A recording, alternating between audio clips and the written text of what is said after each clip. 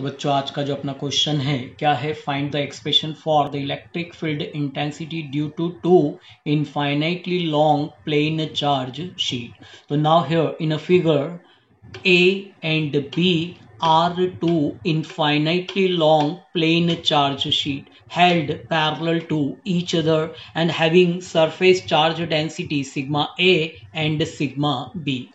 These two plates divide the whole space in three parts. That means the point at which intensity is to be measured is lies in first region. Maybe the point at which intensity is to be measured is lies in second region, or maybe it is lies in third region. First वाला case हम लेके चल रहे हैं, the point at which intensity is to be measured is lies in first region. तो now that time when point lies in first region the electric field intensity due to both of the sheet is from left to right. That means it is taken with positive sign. Is it? तो ध्यान से देखें, बात कर रहे हैं हम लोग फर्स्ट रीजन की. तो now here in first region the resulting electric field intensity due to both of sheet is equals to the sum of intensity due to sheet B and intensity due to sheet A. जहां तक बात करें electric field intensity due to plane charge sheet, कल हमने पढ़ा था क्या होता है, formula sigma by twice epsilon naught. तो बात करें यहाँ पे intensity due to sheet B कितना है, sigma B by twice epsilon naught, and due to A sigma A by twice epsilon naught. दोनों में आप देख सकते हैं 1 बाय ट्वाइस एप्सिलॉन कॉमन है, अंदर कितना आ जाएगा sigma B plus sigma A. That means this is the resulting intensity due to both of sheet when point lies in first region, right?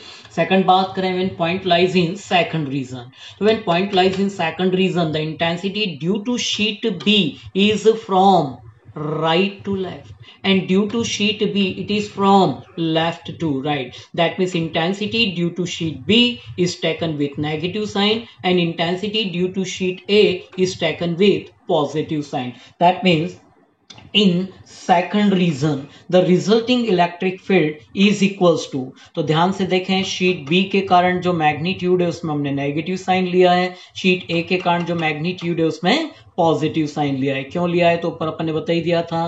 तो लेके चले दोनों का मैग्नीट्यूड कितना हो जाएगा भैया, ये होगा हमारा माइनस साइन के साथ sigma B by twice epsilon naught sigma A by twice epsilon naught. Once again 1 by twice epsilon naught common है, अंदर कितना हो जाएगा minus sigma B plus sigma A, right. Similarly the electric field intensity in third region. तो now here the electric field intensity due to both of sheet is from right to left. That means it is taken with negative sign. Is it?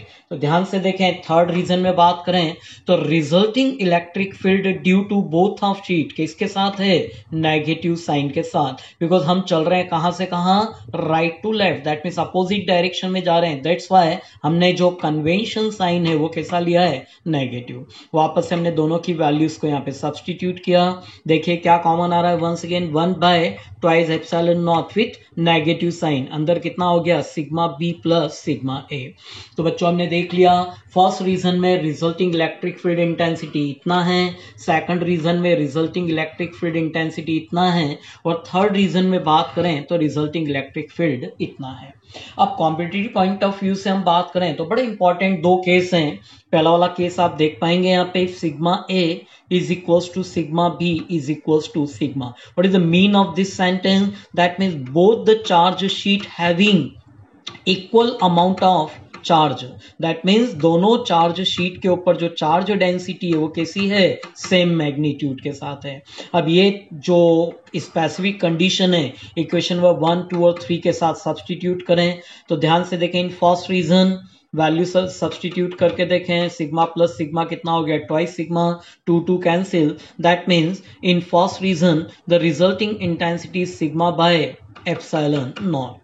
ये जो अगला वाला case है मैंने star लगाया, यही किसी कंपटीशन एग्जाम में या फिर हमारी एग्जाम में भी न्यूमेरिकल में काम आता है. तो ध्यान दीजिए इन सेकंड रीजन दोनों वैल्यू सब्सटीट्यूट करी, एक प्लस के साथ एक नेगेटिव के साथ कैंसिल, तो रिजल्टिंग इंटेंसिटी कितनी आ गई हमारी 0. तो ध्यान देना बच्चों, जब दो प्लेन चार्ज शीट आपको दी हो, दोनों के ऊपर चार्ज डेंसिटी कैसी हो, सेम, तो इन दोनों के बीच में जो रिजल्टिंग इलेक्ट्रिक फील्ड इंटेंसिटी है वो कितनी होती है, 0. That means the resulting electric field intensity in between two plane charge sheet having same charge density becomes equals to 0. ठीक, इसी तरह थर्ड रीजन में बात करें तो थर्ड रीजन को जब हम लेके चलते हैं सेम एज केस मिलेगा, लेकिन किसके साथ? नेगेटिव साइन के साथ. दैट मीन्स फर्स्ट रीजन और थर्ड रीजन में मैग्नीट्यूड लगभग सेम है, केवल कन्वेंशन साइन डिफरेंट है. बट सेकंड रीजन की बात करें तो यहाँ पे जो रिजल्टिंग इंटेंसिटी वो कितनी है? 0. तो ये पहला वाला केस था, sigma A which is equals to sigma B is equals to sigma. अब सेकंड कंडीशन देखें, if sigma A is equals to sigma and sigma B is equals to minus sigma, that mean दोनों plane charge sheet पे magnitude तो same है, लेकिन उनका जो polarity है वो कैसी है? अपोजिट. ठीक है, एक पे देखें कैसा है सिग्मा, दूसरे पे माइनस सिग्मा. वापस से रिजल्ट इन तीनों में रखें तो पहला वाला केस में हम देख के चलते हैं. इंटेंसिटी इन फर्स्ट रीजन देख सकते हैं कितना हो गया? 0. Same as intensity in third region देखें वो कितना है? 0. लेकिन जब बात करते हैं इंटेंसिटी इन सेकंड रीजन, क्या हो गया? Sigma plus sigma, that means 2 sigma by twice epsilon. 2 cancel, that means sigma by epsilon. तो बड़ा इंपॉर्टेंट रिजल्ट है, ध्यान रखिएगा. The resulting electric field intensity in between two infinitely long plane charge sheet having same charge density but with opposite polarity. That means दोनों plate के ऊपर charge density का magnitude तो सेम है, लेकिन पोलरिटी कैसी हो? अपोजिट. तो उस कंडीशन में इन दोनों के बीच में जो रिजल्टिंग इलेक्ट्रिक फील्ड इंटेंसिटी होगी वो कितनी होगी? तो ध्यान रखिएगा वो होगा हमारा सिग्मा बाय एप्सिलॉन नॉट. तो बच्चों ये बड़ा इंपॉर्टेंट एक कंडीशन थी, एक क्वेश्चन था, एक रीजनिंग क्वेश्चन था जो किसी कॉम्पिटिटिव एग्जाम्स में भी हमको काम आता है. न्यूमेरिकल में तो खैर काम आता ही है, कॉम्पिटिटिव एग्जाम में भी हमको काम आता है. तो आई थिंक क्लियर हो गया होगा आपका कॉन्सेप्ट.